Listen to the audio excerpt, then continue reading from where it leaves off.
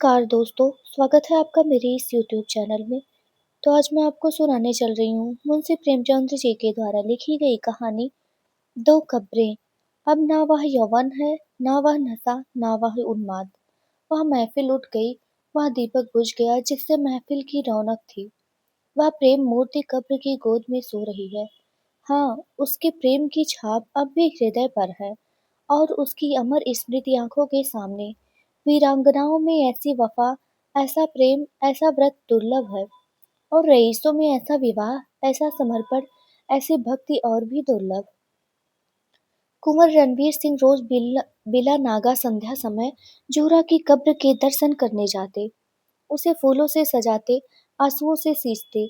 15 साल गुजर गए, एक दिन भी नागा नहीं हुआ। प्रेम की उपासना ही उनके जीवन का उद्देश्य था। उस प्रेम का जिसमें उन्होंने जो कुछ देखा वही पाया और जो कुछ अनुभव किया उसी की याद अब भी उन्हें मस्त कर देती है। इस उपासना में सुलोचना भी उनके साथ होती, जो जोहरा का प्रसाद और कुंवर साहब की सारी अभिलाषाओं का केंद्र थी। कुंवर साहब ने 2 शादियां की थी, पर दोनों स्त्रियों में से एक भी संतान का मुंह ना देख सकी। कुंवर साहब ने फिर विवाह ना किया। एक दिन एक महफिल में उन्हें जोहरा के दर्शन हुए। उस निराश पति और अतृप्त युवती में ऐसा मेल, मानो चिरकाल से बिछुड़े हुए दो साथी फिर मिल गए हों। जीवन का बसंत विकास, संगीत और सौरभ से भरा हुआ आया, मगर अफसोस 5 वर्षों के अल्पकाल में उसका भी अंत हो गया। वह मधुर स्वप्न निराशा से भरी हुई जागृत में लीन हो गया। वह सेवा और व्रत की देवी 3 साल की सुलोचना को उनकी गोद में सौंप कर सदा के लिए सिधार गई। कुंवर साहब ने इस प्रेमादेश का इतने अनुराग से पालन किया कि देखने वालों को आश्चर्य होता था। कितने ही तो उन्हें पागल समझते थे। सुलोचना ही की नींद सोते, उसी की नींद जागते, खुद पढ़ाते, उसके साथ सैर करते, इतनी एकाग्रता के साथ जैसे कोई विधवा अपने अनाथ बच्चे को पाले। जब से वह यूनिवर्सिटी में दाखिल हुई, उसे खुद मोटर में पहुंचा आते और शाम को खुद लेकर आते। वह उसके माथे पर से वह कलंक धो डालना चाहते थे जो मानव विधाता ने क्रूर हाथों से लगा दिया था। धन तो उसे ना धो सका, शायद विद्या धो डाले। एक दिन शाम को कुंवर साहब जोहरा के मजार को फूलों से सजा रहे थे और सुलोचना कुछ दूर पर खड़ी अपने कुत्ते को गेंद खिला रही थी कि सहसा उसने अपने कॉलेज के प्रोफेसर डॉक्टर रामेंद्र को आते देखा।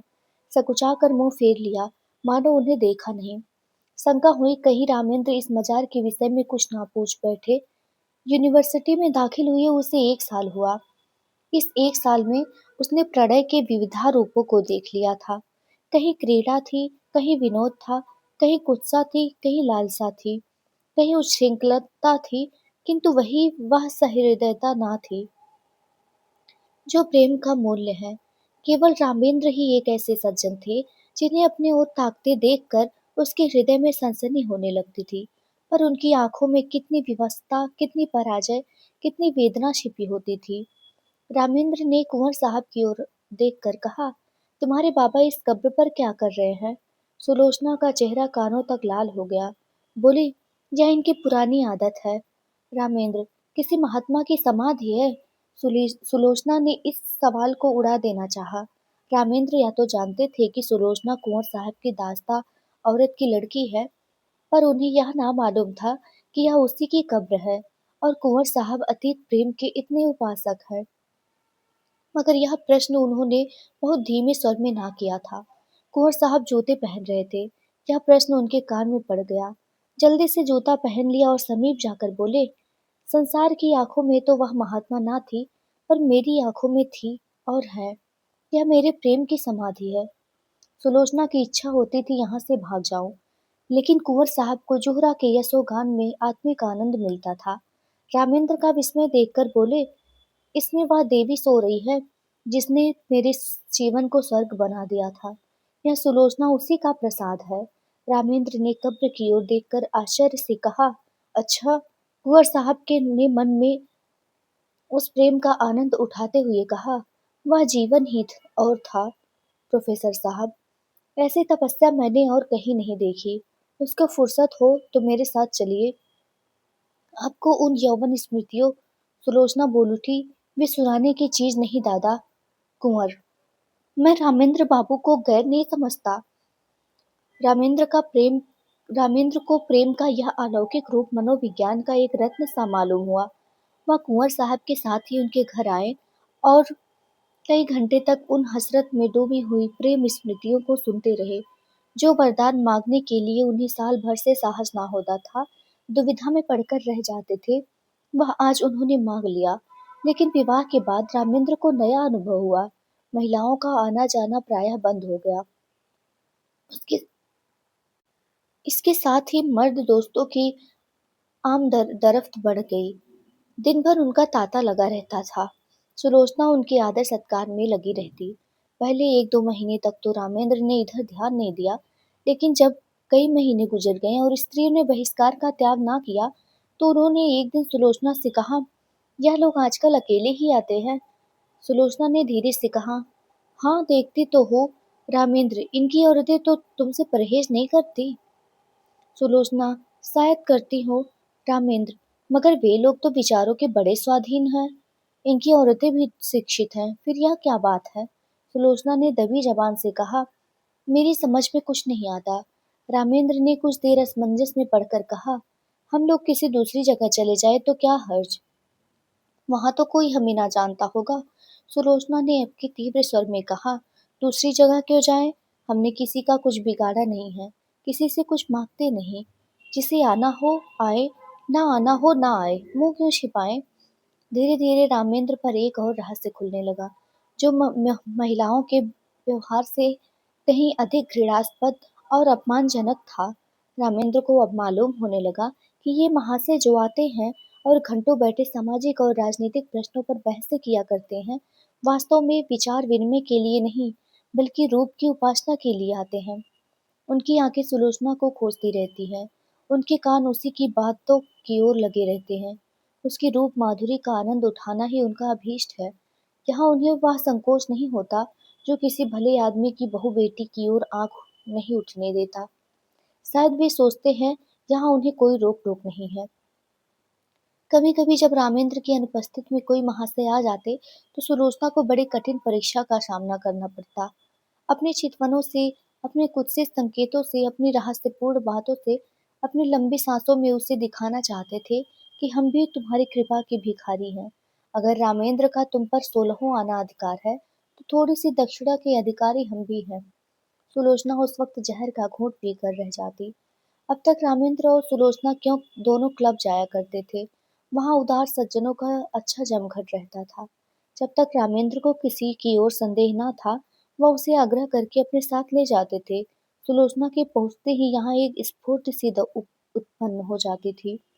जिस मेज पर सुलोचना बैठती, उसे लोग घेर लेते थे। कभी कभी सुलोचना गाती थी, उस वक्त सबके सब उन्मत्त हो जाते थे। क्लब में महिलाओं की संख्या अधिक ना थी, मुश्किल से 5-6 लेडियां आती थी, मगर वे भी सुलोचना से दूर दूर रहती थी, बल्कि अपने भाव भंगिमाओं और कटाक्षों से वे उसे जता देना चाहती थी कि तुम पुरुषों का दिल खुश रखो, हम कुल वधुओं के पास तुम नहीं आ सकती। लेकिन जब रामेंद्र पर इस कटु सत्य का प्रकाश हुआ, तो उन्होंने क्लब जाना छोड़ दिया, मित्रों के यहाँ आना जाना भी कम कर दिया और अपने यहाँ आने वालों की भी उपेक्षा करने लगे। वह चाहते थे कि मेरे एकांतवास में कोई विघ्न ना डाले। आखिर उन्होंने बाहर आना जाना छोड़ दिया। अपने चारों ओर छल चपट कपट का जाल सा बिछा हुआ मालूम होता था। किसी पर विश्वास ना करते थे, किसी से सद्व्यवहार की आशा नहीं। सोचते, ऐसे धूर्त कपटी दोस्तों की आड़ में गला घोटने वाले आदमियों से ही मिले क्यों? वे स्वभाव से मिलनसार आदमी थे, पक्के यारबाज। यह एकांतवास, जहाँ ना कोई सैर थी, ना विनोद, ना कोई चहल पहल, उनके लिए कठिन कारावास से कम ना था। यद्यपि कर्म और वचन से सुलोचना की दिलजोई करते रहते थे, लेकिन सुलोचना की सूक्ष्म और सशंक आंखों से यह बात छिपी ना थी कि यह अवस्था उनके लिए दिन दिन असह्य होती जाती थी। वह दिल में सोचते, इनकी यह दशा मेरे ही कारण तो है, मैं ही इनके जीवन का कांटा हो गई। एक दिन उसने रामेंद्र से कहा, आजकल क्लब क्यों नहीं चलते? कई सप्ताह हुए घर से निकलते तक नहीं। रामेंद्र ने बेदिली से कहा, मेरा जी कहीं जाने को नहीं चाहता। अपना घर सबसे अच्छा है। सुलोचना, जी तो उबता ही होगा, मेरे कारण यह तपस्या क्यों करते हो? मैं तो ना जाऊंगी। उन स्त्रियों से मुझे घृणा होती है।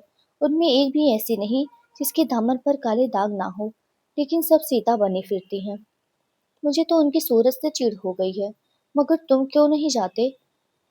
कुछ दिल ही बहल जाएगा। रामेंद्र, दिल नहीं पत्थर बहलेगा। अब अंदर आग लगी हुई हो तो बाहर शांति कहाँ। सुलोचना चौंक पड़ी। आज पहली बार उसने रामेंद्र के मुंह से ऐसी बातें सुनी। वह अपने ही को बहिष्कृत मानती थी। अपना अनादर जो कुछ था उसका था। रामेंद्र के लिए तो अब सब भी दरवाजे खुले थे। वह जहाँ चाहे जा सकते थे, जिनसे चाहे मिल सकते हैं। उनके लिए कौन सी रुकावट है? लेकिन नहीं, अगर उन्होंने किसी कुलीन स्त्री से विवाह किया होता तो उनकी यह दशा क्यों होती? प्रतिष्ठित घराने की औरतें आती, आपस में मैत्री बढ़ती, जीवन सुख से कटता, रेशम का पैबंद लग जाता।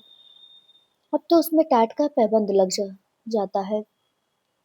मैंने आकर सारे तालाब को गंदा कर दिया। उसके मुख पर उदासी छा गई। रामेंद्र को भी तुरंत मालूम हो गया कि उनकी जुबान से एक ऐसी बात निकल गई जिसके दो अर्थ हो सकते हैं। उन्होंने फौरन बात बनाई। क्या तुम समझती हो कि हम और तुम अलग अलग हैं? हमारा और तुम्हारा जीवन एक है। जहाँ तुम्हारा आदर नहीं वहां मैं कैसे जा सकता हूँ? फिर मुझे भी समाज के इन रगे सियारों से घृणा हो रही है। मैं इन सबों के कच्चे चिट्ठे जानता हूँ। पद या उपाधि या धन से किसी की आत्मा शुद्ध नहीं हो जाती। जो ये लोग करते हैं वह अगर कोई नीच दर्जे का आदमी करता, उसे कहीं मुंह दिखाने की हिम्मत ना होती। मगर यह लोग अपनी सारी बुराइयां उदारतावाद के पर्दे में छिपाते हैं। इन लोगों से दूर रहना ही अच्छा। सुलोचना का चित्त शांत हो उठा। दूसरे साल सुलोचना की गोद में एक चांद सी बालिका का उदय हुआ। उसका नाम रखा गया शोभा। कुंवर साहब का स्वास्थ्य इन दिनों कुछ अच्छा ना था। मंसूरी गए थे। यह खबर पाते ही रामेंद्र को तार दिया कि जच्चा और बच्चा को लेकर यहाँ आ जाओ। लेकिन रामेंद्र इस अवसर पर ना जाना चाहते थे। अपने मित्रों की सज्जनता और उदारता की अंतिम परीक्षा लेने का इससे अच्छा और कौन सा अवसर हो सकता था। सलाह हुई एक शानदार दावत दी जाए। प्रोग्राम में संगीत भी शामिल था। कई अच्छे अच्छे गवैये बुलाए गए। अंग्रेजी, हिंदुस्तानी, मुसलमानी सभी प्रकार के भोजनों का प्रबंध किया गया। कुंवर साहब गिरते पड़ते मंसूरी से आए। उसी दिन दावत थी। नियत समय पर निमंत्रित लोग एक एक करके आने लगे। कुंवर साहब स्वयं उनका स्वागत कर रहे थे। खान साहब आए, मिर्जा साहब आए, मीर साहब आए, मगर पंडित जी और बाबूजी और लाला साहब और चौधरी साहब और कक्कड़, मेहरा और चोपड़ा, कौल और हुक्कू, श्रीवास्तव और खरे किसी का पता ना था। यह सभी लोग होटलों में सब कुछ खाते थे, अंडे और शराब उड़ाते थे। इस विषय में किसी तरह का विवेक और विचार ना करते थे। फिर आज क्यों तशरीफ नहीं लाए? इसलिए नहीं कि छूत-छात का विचार था, बल्कि इसलिए कि वह अपनी उपस्थिति को इस विवाह के समर्थन की सनद नहीं समझते थे और वह सनद देने की उनकी इच्छा ना थी। 10 बजे रात तक कुंवर साहब फाटक पर खड़े रहे। जब उस वक्त तक कोई ना आया तो कुंवर साहब ने आकर रामेंद्र से कहा, अब लोगों का इंतजार फजूल है। मुसलमान को खिला दो और बाकी सामान गरीबों को दिला दो।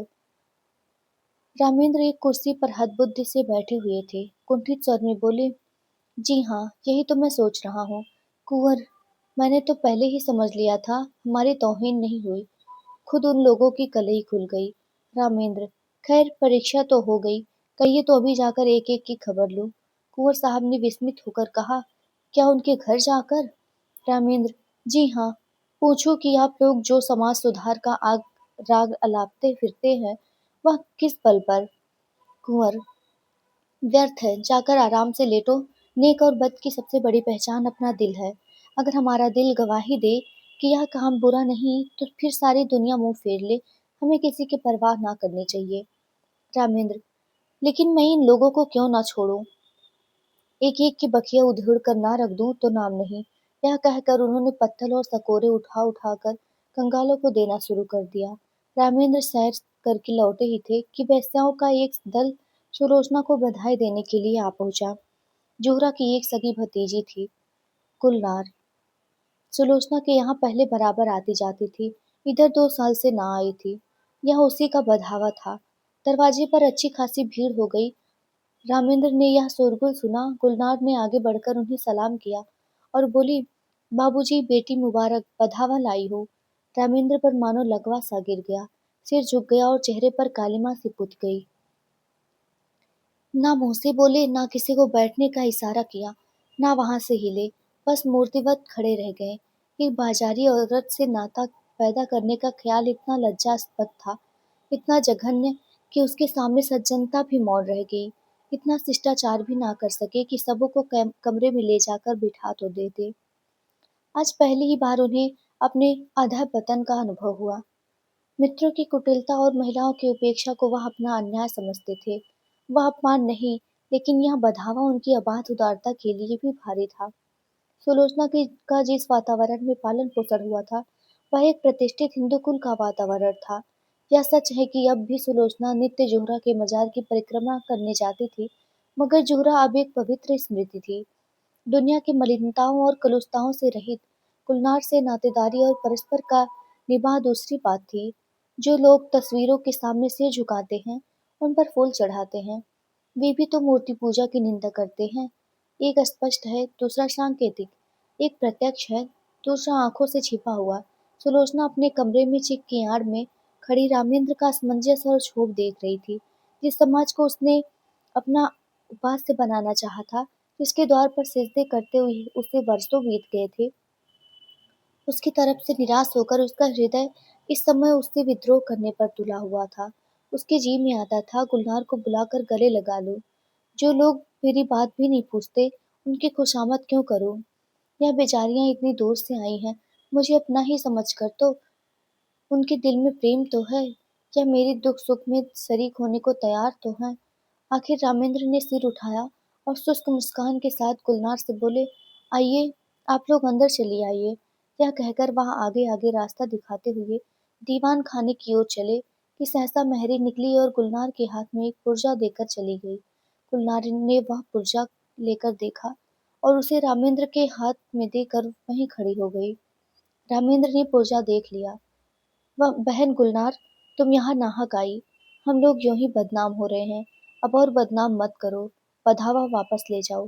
कभी मिलने का जी चाहे रात को आना, और अकेली। मेरा जी तुमसे गले लिपटकर रोने के लिए तड़प रहा है, मगर मजबूर हूँ।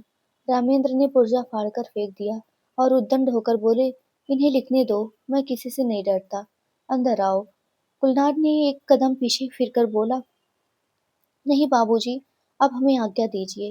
रामेंद्र, एक मिनट तो बैठो। गुलनार, जी नहीं, एक सेकंड भी नहीं। गुलनार के चले जाने के बाद रामेंद्र अपने कमरे में जा बैठे।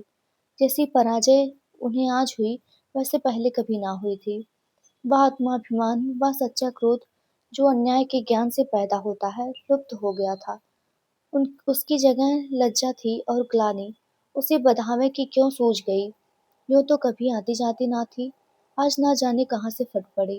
कुंवर साहब होंगे इतने उदार, उन्होंने जोहरा के नातेदारों से भाईचारे का निवाह किया होगा। मैं इतना उदार नहीं हूँ। कहीं सुलोचना छिपकर इनके पास आती जाती तो नहीं? लिखा भी तो है कि मिलने का जी चाहे तो रात को आना, और अकेली क्यों ना हो। खून तो वही है, मनोवृत्ति वही, विचार वही, आदर्श वही। माना कुंवर साहब के घर में पालन पोषण हुआ, मगर रक्त का प्रभाव इतनी जल्दी नहीं मिट सकता। अच्छा, दोनों बहनें मिलती होंगी तो उसमें क्या बातें होती होंगी?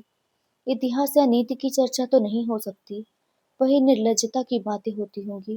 गुलनार अपना वृतांत कहती होगी, उस बाजार के खरीदारों और दुकानदारों के गुण दोषों पर बहस होती होगी। यह तो हो ही नहीं सकता कि गुलनार उसके पास आते ही अपने को भूल जाए और कोई भद्दी, अनर्गल और कलुषित बातें ना करे। एक क्षण में उनके विचारों ने पलटा खाया, मगर आदमी बिना किसी से मिले जुले रह भी तो नहीं सकता। यह भी तो एक तरह की भूख है। भूख में अगर शुद्ध भोजन ना मिले तो आदमी जूठा खाने से भी परहेज नहीं करता। अगर इन लोगों ने सुलोचना को अपनाया होता, उसका यूं बहिष्कार ना करते, तो उसे ऐसे प्राणियों से मिलने की इच्छा होती। उसका कोई दोष नहीं, यह सारा दोष परिस्थितियों का है, जो हमारे अतीत की याद दिलाती रहती है। रामेंद्र इन्हीं विचारों में पड़े हुए थे कि कुंवर साहब आ पहुंचे और कटु स्वर में बोले, मैंने सुना गुलनार अभी बधावा लाई थी, तुमने उसे लौटा दिया। रामेंद्र का विरोध सजीव हो उठा। बोले, मैंने तो नहीं लौटाए, सुलोचना ने लौटाया, पर मेरे ख्याल से अच्छा किया। कुंवर, तो यह कहो तुम्हारा इशारा था। तुमने इन पतितों को अपनी ओर खींचने का कितना अच्छा अवसर हाथ से खो दिया है। सुलोचना को देखकर जो कुछ असर पड़ा वह तुमने मिटा दिया। बहुत संभव था कि एक प्रतिष्ठित आदमी से नाता रखने का अभिमान उसके जीवन में एक नए युग का आरंभ करता, मगर तुमने इन बातों पर जरा भी ध्यान ना दिया। रामेंद्र ने कोई जवाब ना दिया।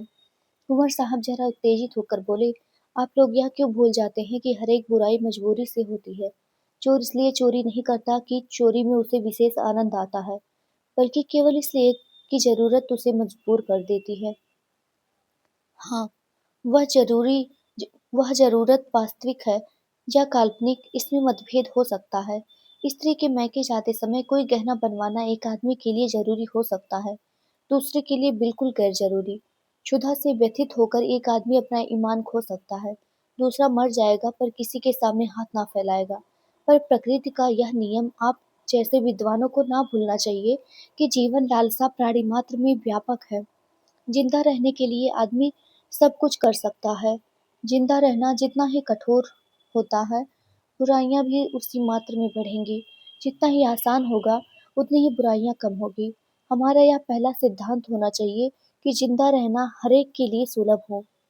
रामेंद्र बाबू, अपने इस वक्त इन लोगों के साथ वही व्यवहार किया जो दूसरे आपके साथ कर रहे हैं और जिससे आप दुखी हैं।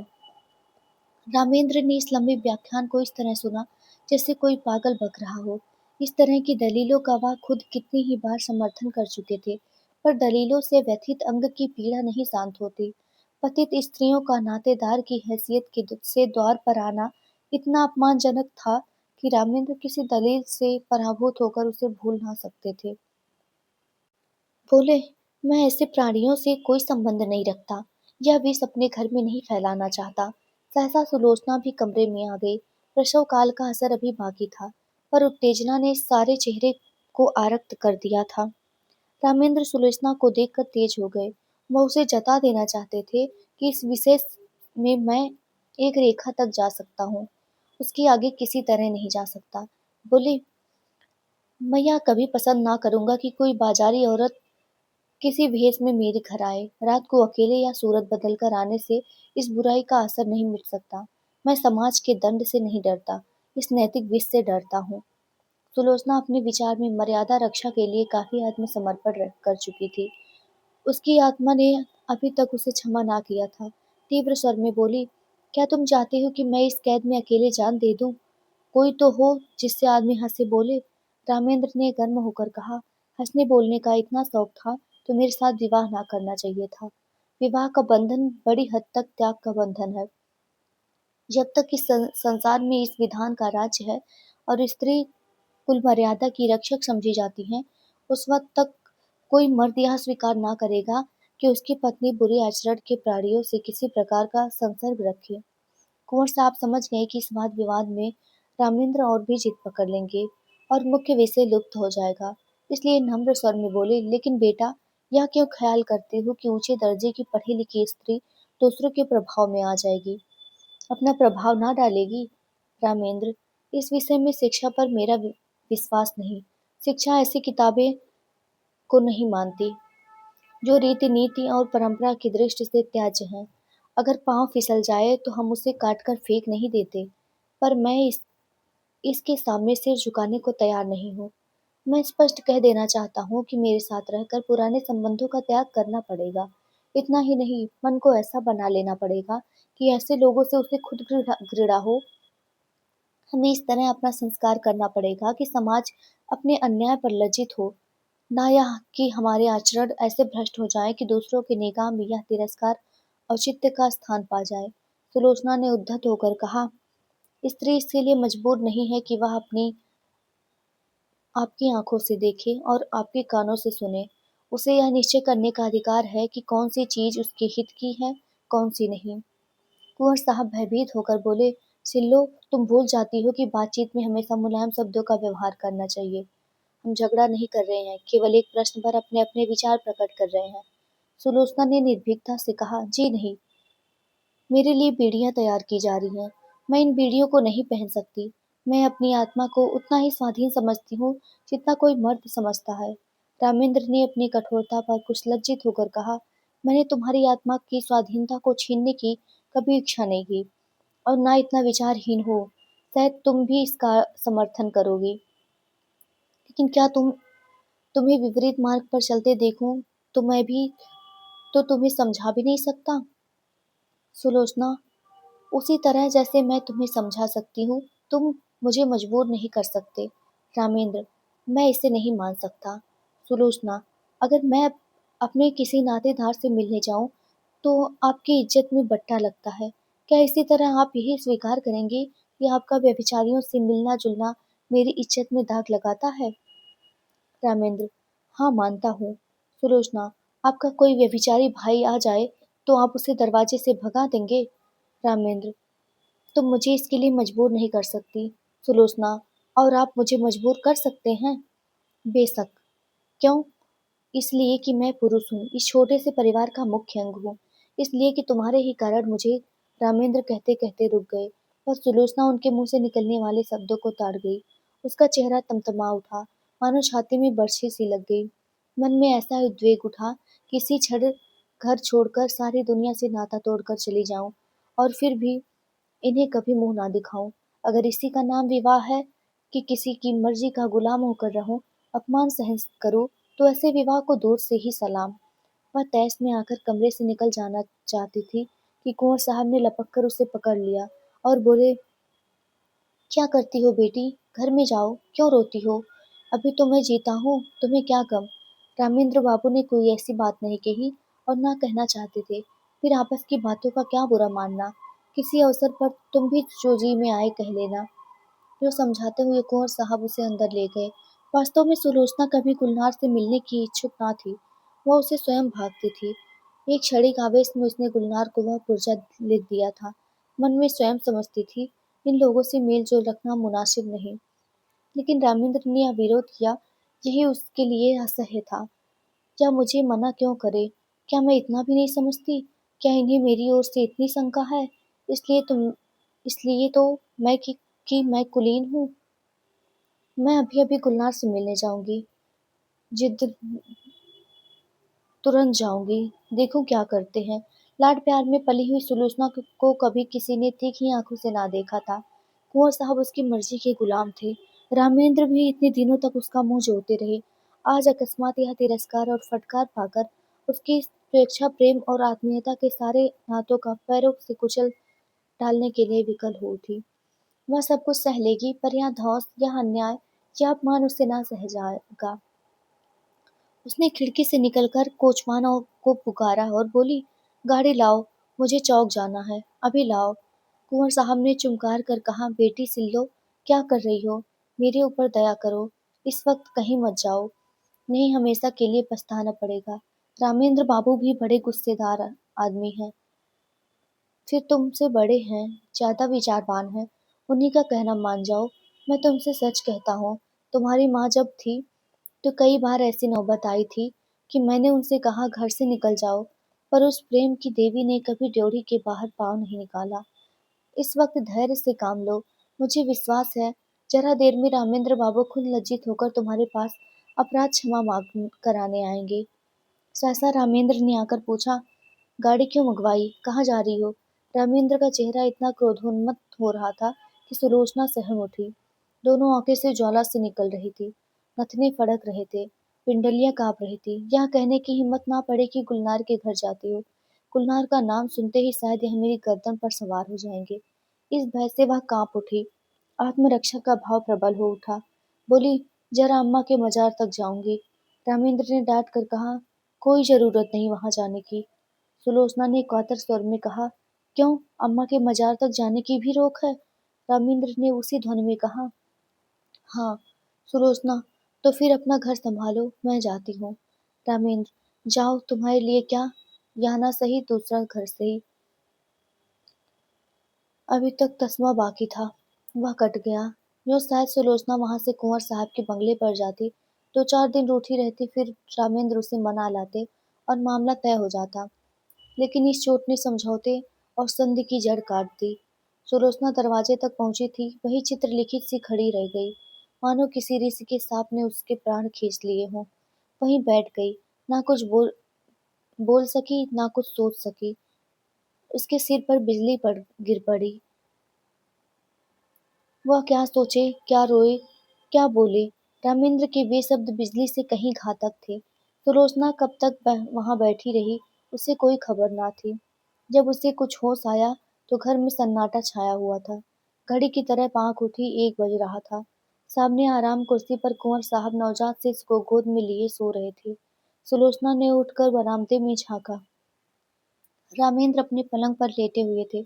उसके जी में आया इसी वक्त इन्हीं के सामने जाकर कलेजे में छुरी मार लूं और इन्हीं के सामने तड़प तड़प कर मर जाऊं। वह घातक शब्द याद आ गए। उनके मुंह से ऐसे शब्द निकले क्यों कर? इतने चतुर, इतने उदार और इतने विचारशील होकर भी यह जुबान पर ऐसे शब्द क्यों कर ला सके? उसका सारा सतीत्व भारतीय आदर्शों की गोद में पली हुई भूमि पर आसक्त पड़ी हुई अपनी दीनता पर रो रहा था। वह सोच रही थी, अगर ऐसे नाम पर यह दाग ना होता, मैं भी कुलीन होती, तो क्या यह शब्द उनके मुख से निकल सकते थे? लेकिन मैं बदनाम हूँ, दलित हूँ, त्याज्य हूँ, मुझे सब कुछ कहा जा सकता है। उफ, इतना कठोर हृदय! क्या वह किसी दशा में भी रामेंद्र पर इतना कठोर प्रहार कर सकती थी?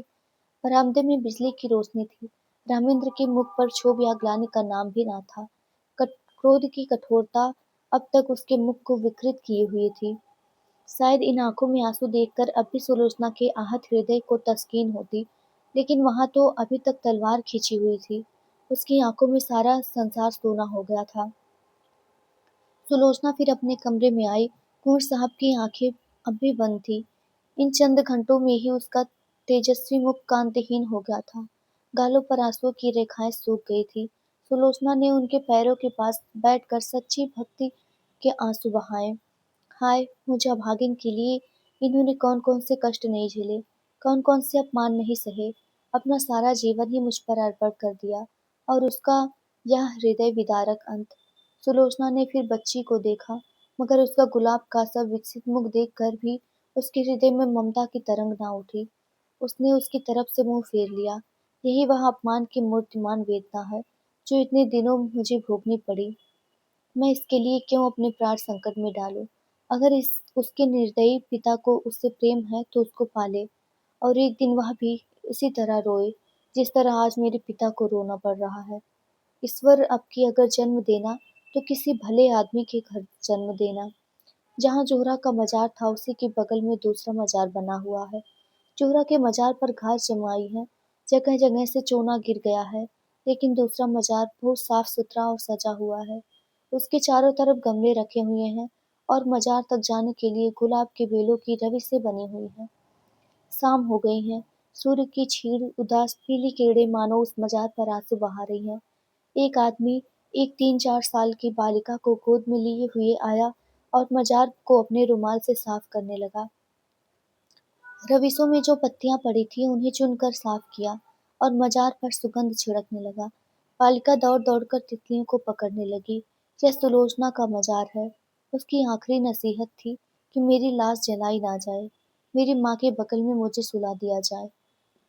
कुंवर साहब तो सुलोचना के बाद 6 महीने से ज्यादा ना चल सके। हाँ, रामेंद्र अपने अन्याय का पश्चाताप कर रहे हैं। शोभा अब 3 साल की हो गई है और उसे विश्वास है कि एक दिन उसकी माँ इसी मजार से निकलेंगी। तो ये थी कहानी। आशा करती हूँ आप लोगों को पसंद आई होगी। अगर पसंद आई हो तो मेरे चैनल को लाइक, शेयर और सब्सक्राइब करना मत भूलिएगा, और आगे की कहानियों के लिए मेरे साथ जुड़े रहिए। धन्यवाद आप सभी को।